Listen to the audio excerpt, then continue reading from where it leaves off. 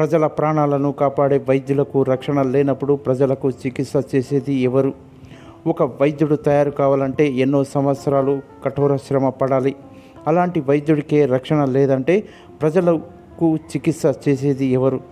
రాత్రనక పగలనక ప్రజలకు చికిత్సలు అందిస్తూ తమ ప్రాణాలను సైతం లెక్క చేయకుండా ప్రజల ప్రాణాలను కాపాడుతున్న వైద్యులకు, వైద్య సిబ్బందికి రక్షణ ఏది? వైద్య సిబ్బందికి భద్రత, రక్షణ లేనప్పుడు ఏ తల్లిదండ్రి కూడా తమ పిల్లల్ని వైద్య వృత్తిని ఎలా చదివించగలడు? వైద్యులకు, వైద్య సిబ్బందికి రక్షణ కల్పించే ప్రత్యేక చట్టం తీసుకురావాల్సిందేనని వికారాబాద్ జిల్లా తాండూరు పట్టణంలో ప్రభుత్వ జిల్లాసుపత్రి మరియు మాతా శిశు ఆసుపత్రి మరియు ప్రైవేట్ వైద్యులు వైద్య బృందం ఇందిరా చౌక్ వద్ద రోడ్డుపై బైఠాయించి ఆందోళన నిర్వహించారు. పశ్చిమ బెంగాల్ రాష్ట్రం కలకత్తాలోని ఏజికర్ ఆసుపత్రి వైద్యురాలిపై అత్యాచారం చేసి క్రూరంగా హత్య చేసిన నిందితులను వెంటనే ఉరిశిక్ష వేయాలంటూ వారు డిమాండ్ చేశారు.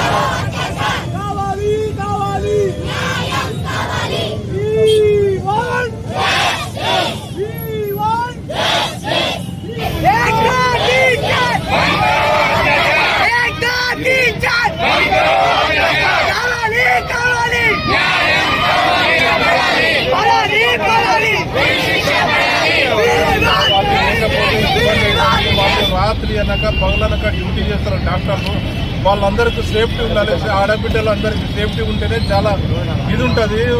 వాళ్ళు దేవుళ్ళతో సమానం మనకందరికీ. ఖచ్చితంగా వాళ్ళకి సేఫ్టీ మాత్రం చూడాలని ప్రభుత్వాన్ని కోరుకుంటూ, ఈ డాక్టర్ సేఫ్టీ ఉంటేనే జనాల సేఫ్టీ ఉంటుంది, లేకపోతే ఇబ్బంది అవుతుంది. మనందరం కూడా ఈ దాన్ని ఏకకంఠంతో ఖండించుకుంటూ ఇటువంటి మళ్ళొకసారి జరగద్దని కోరుకుంటున్నాను.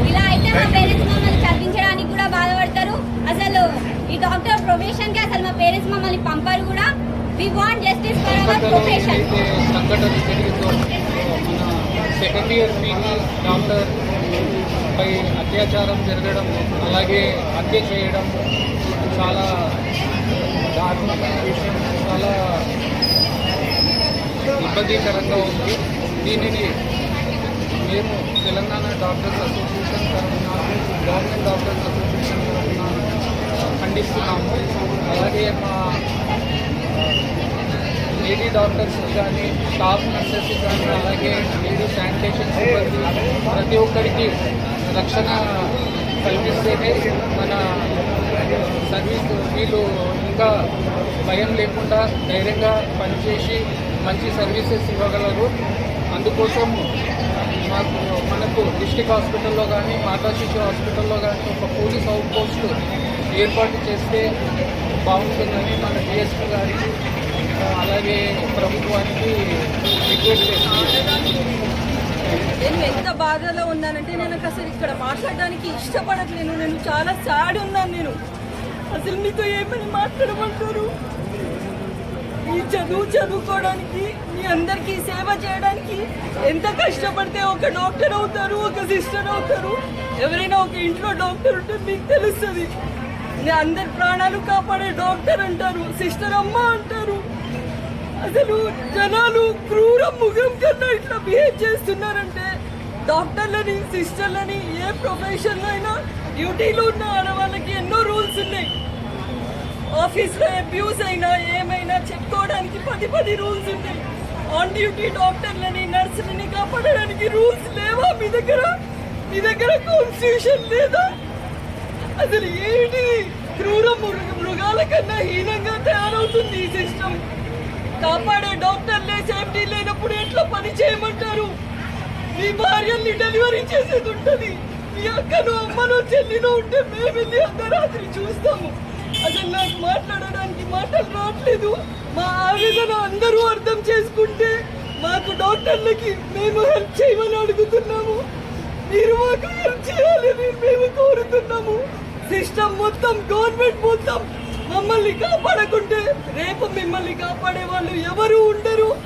డాక్టర్లు ముందుకి రారు, చదివించడానికి ఏ అమ్మా నాన్న పంపించరు ఎక్కడికి. మీ ఫ్యూచర్ గురించి చెప్తున్నాము. మీరు మాకు హెల్ప్ చేయకుంటే ఫ్యూచర్లో మిమ్మల్ని కాపాడడానికి మెడికల్ సర్వీసెస్ ఇక్కడ క్షీణించిపోతాయి. అప్పుడు ప్రాణం కోసం మీరు కొట్టుమిట్టాడతారు. అట్లాంటి రోజు దూరం లేదు. కాబట్టి కాన్స్టిట్యూషన్ లో మార్పులు రావాలి, డాక్టర్ కి సేఫ్టీ ఏర్పాటు చేయాలి. ఖచ్చితంగా డాక్టర్ కి సేఫ్టీ ఉన్న రోజే మన దేశం బాగుపడుతుంది. ఇండిపెండెన్స్ అని సెలబ్రేట్ చేసినారు 15 ఆగస్టు. మాకేది సేఫ్టీ? డాక్టర్లకేది సేఫ్టీ? ఇదంతా మీరు చూస్తున్నారు. ప్రతి పౌరుడిది ఇది డ్యూటీ. మిమ్మల్ని కాపాడే వాళ్ళని మీరు కాపాడుకోండి. ఇది నా వినయం. ఇంకా ఇంతకంటే నేను మాట్లాడలేను.